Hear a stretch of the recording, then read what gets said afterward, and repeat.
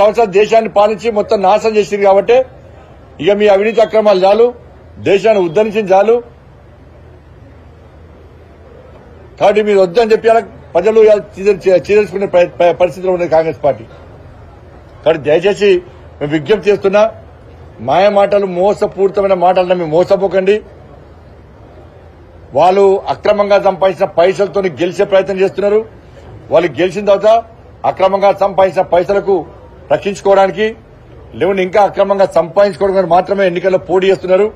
వాళ్ళు ఏ రోజు మీకు అందుబాటులో లేరు, ఏ రోజు మీ సమస్యను ఫైట్ చేయలే, ఏ రోజు మీకోసం జైలుకోలే, ఏ రోజు మీకోసం కేసులు భరించే ప్రయత్నం చేయలే.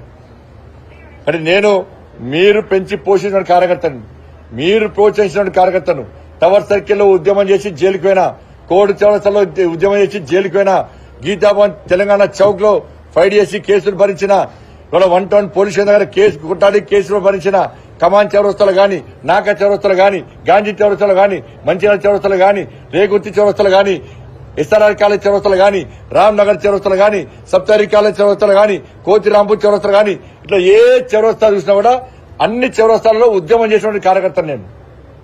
నాకు మద్దతు ఇచ్చి నన్ను ప్రోత్సహించినటువంటి కార్యకర్త ప్రజలు మీరందరూ కూడా. కాబట్టి అన్ని విషయాలు ఆలోచించి ఒక మంచి నిర్ణయం తీసుకోండి. భారతీయ జనతా పార్టీని భారీ మెజార్టీతో గెలిపించాలని కోరుతా ఉన్నాను.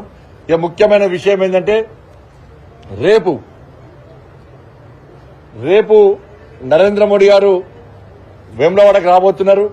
ఎన్నికల ప్రచారంలో భాగంగా అన్ని బహిరంగ సభలు 11 గంటలకు, సాయంత్రం 5 గంటలకు, రాత్రి 8 గంటలకు ఉంటాయి. కానీ రేపు నరేంద్ర మోడీ గారి బిజీ షెడ్యూల్ కారణంగా రేపు ఉదయం 8 గంటలకే నరేంద్ర మోడీ గారు వేములవాడలోని రాజరాజేశ్వర స్వామి వారి దర్శనం చేసుకుని వేములవాడలో గల బాలానగర్ కోర్టు గ్రౌండ్ లో జరిగే బహిరంగ సభలో వాళ్ళు పాల్గొంటున్నారు. కాబట్టి ఇప్పటికే అన్ని ఏర్పాట్లు పూర్తి చేశాం. ఎండాకాలం కనుక అన్ని వాటర్ ఫెసిలిటీ గాని, కూలర్స్ గాని అన్ని ఏర్పాటు చేసి ప్రజలకు ఏ ఇబ్బంది కాకుండా, ఏ అవస్థలు పడకుండా అన్ని ఏర్పాట్లు పూర్తవుతున్నాయి. పెద్ద ఎత్తున ప్రజలను తరలించడానికి కూడా అన్ని ఏర్పాట్లు మేము పూర్తి చేసినాం. ప్రజలు స్వచ్ఛందంగా రావడానికి సిద్దమయ్యారు, కార్యకర్తలు కూడా స్వచ్ఛందంగా రావడానికి సిద్దమయ్యారు.